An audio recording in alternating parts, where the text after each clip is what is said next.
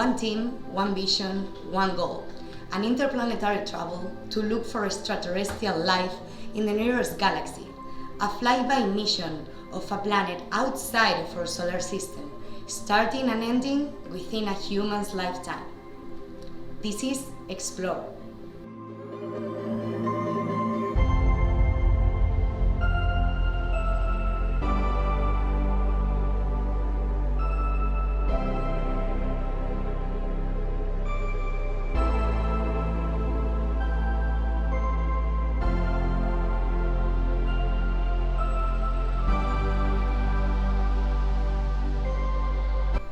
We are NUE, consisting of 16 international multidisciplinary students representing 9 countries, enrolled in the master's degree of the International Space University, ISU, in Strasbourg, France.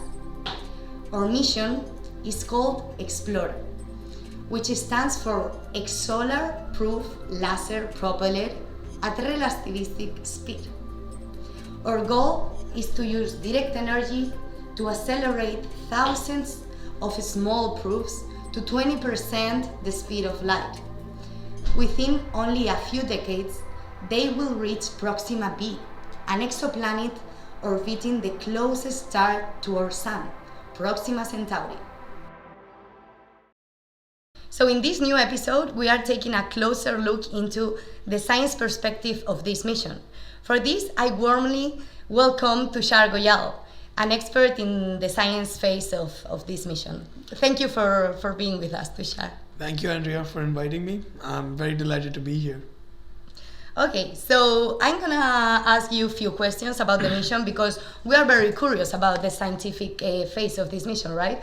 So, Tushar, explain us, is this a scientific mission per se? So this is a scientific mission indeed. And if you're going that far away from our solar system, from our planet, it has to give us something meaningful for the scientific community. So it is a scientific mission, and we expect to get a lot of data out of this, a lot of important scientific data out of this. Yeah. The first goal is the extraterrestrial life, right? It is one of the major goals because this is an exoplanet. So explain us what is an exoplanet, please. Sure. So an exoplanet is a planet that is orbiting around any other star instead of our sun. So if it's going around any other star outside our solar system, it is an exoplanet. Okay. That is what an exoplanet is. So here we are going to an exoplanet, to another solar system and another star, and we are going to see if this planet can have life or not, because right now in our solar system, the only place we have found life is our own planet. So you want to look outside in other solar systems to see if there is life out there. Okay. And what is Alpha Centauri? Is Alpha Centauri's B? Can you explain us a little bit about that? So Alpha Centauri System, it's a system of 3 stars that are going around each other, and it's the nearest system to the Earth. It's the nearest star system to the Earth. It's 4.2 light years away from us, and this system has 3 stars: Alpha Centauri A, Alpha Centauri B, and Proxima Centauri. So Alpha Centauri A is almost sun-like. It's a little bit bigger than that. Okay. Alpha Centauri B is a little bit smaller than the sun. Mm-hmm. And Proxima Centauri, the planet star around which we are going to go, is small. It's a red dwarf, and it's much smaller than the sun. So it has a few planets in its with it. So we are going to look in those planets. And why are we interested on this galaxy? Why not going into, I don't know, Europa or Mars? Because apparently there are possibility of microbian life, right? Also in there. Definitely. Why Alpha Centauri? Explain. Definitely. So all these planets, Mars, Enceladus, and Europa, these planets already have some missions planned by NASA or some other agencies that are going to probe in it. And there are already some missions planned, and they have a very good perspective of finding life, or maybe microbial life, or maybe you can say that there are fossils of life, previous life that existed there. Going to another star system or going to another planet outside our solar system is going to be a great feat for humanity. For sure. And we are also going to see, we want to compare our solar system from another solar system. Right now we've just seen our solar system, and that not to a full extent.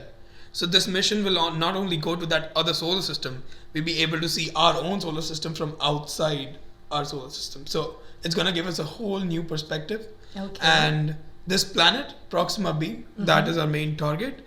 So that planet is in the habitable zone of the Proxima Centauri. And explain us, what is an habitable zone? So habitable zone, which is defined right now, is where there is a possibility of liquid water to exist on the surface of a planet. That it is at the right distance from the star to have liquid water, which is the most essential thing for life. So that is the habitability zone. But we think that there should be more factors that should define this. Currently, these are the only factors by which this is defined, but there'll be more upcoming missions and there'll be more upcoming definitions to this thing. But currently, yeah, where liquid water exists. Because according to us, what we've seen, liquid water is the most important thing for life. So where is water, there is life. Liquid water. So we cannot 100% say that. There can be liquid water there, but it's not. There are many other factors that promote to being life there. There are so many things that have to go correct. For example, for the Earth, we have a moon that is holding the Earth in a right position, which is regulating our climate. We have good temperatures here, we have good distance, and there are many factors that go on to actually existence of life. So there is the magnetic field of the Earth that protects us from harmful radiation. Okay. And as the star, red dwarf, Proxima Centauri, it has very different kind of radiation. It's high in radiation. Oh. So that can be a potential problem for life to exist. For So sure. we want to explore how this is going to be. Okay. And talk to us a little bit about the scientific challenges that the mission could face. So there are enormous challenges for this mission actually. Nothing of this sort has been ever attempted. And the technologies we are going to use are totally new. They've not been used earlier. What we are going to use is directed energy technology, which is basically you are taking an energy source and directed that energy together to accomplish a purpose. Okay. So we're using lots of lasers together, and we're going to focus them to our spacecraft, and the spacecraft will be pushed with the help of the lasers because we want to go fast. It's 4.2 light years away, which means... Wow, that's so fast. Yeah, it's very far away. So 4.2 light years, it means even light takes 4.2 years to travel there. And light is the fastest thing we know. 20 years to go and 20 to return, right? Yes, from the current mission, what we have calculated in our calculations, with the speed we are going at 20% the speed of light, which is 60,000 kilometers per second, which is really fast. That's incredible. And so for that, it will take at least 20 years for our probe to reach from Earth to Proxima b. That's what we've calculated. So our aim was to also do this in a human lifespan. Okay. Because if it takes hundreds of years for it to reach there, we don't know, the interest in the mission can be lost. And this transfer of knowledge, there are a lot of challenges. Then sending something so fast, so far away, which has not been done. Materials are a challenge. Speed is a challenge. Then can you even click a picture? If you're going so far, we want a picture, right? Yeah. We want a picture of another planet. Absolutely. So can we click a picture at like such a speed? Okay. And there are many great. unknown factors that we really don't know about. Okay. And what I have understood is that the sail maybe is gonna take also information in the travel, right? Yes. Into Alpha Centauri. So that's true. So we also want to, so right now, the farthest our spacecrafts have gone yet is Voyager 1 and Voyager 2, which are at the boundary of interstellar space, like just outside our solar system. They have not even reached the Oort cloud, which is the boundary of our solar system. Oh. We have never actually seen the Oort cloud in like high definition, or we have never clicked pictures of the Oort cloud. We don't know how it looks like. So we want to see how radiation affects how the Oort cloud looks like from outside our solar system. And we want to compare our solar system with the other solar system to see, does that solar system has a Oort cloud? Do they have an asteroid belt or not? And we want to see, like, now the sun has a sphere of influence, which is the heliosphere. And when we get outside of it, it's interstellar space. And when we're coming near Proxima, Alpha Centauri System, the heliosphere for that system is going to start. So we want to see how we transition into it and what are the effects on the spacecraft as well. So we aim to record data at every step, because at every step it will reveal new important data for science. This is incredible. We are going to open a lot of new doors in the science world on Earth and also into space, right? Definitely. We can give concepts with theories. We can support some theories that have been given earlier. We can map the interstellar medium. We can study the magnetic field of a star. So the only star we've studied till now is our sun. That's the only star we've studied up close and very properly. Okay.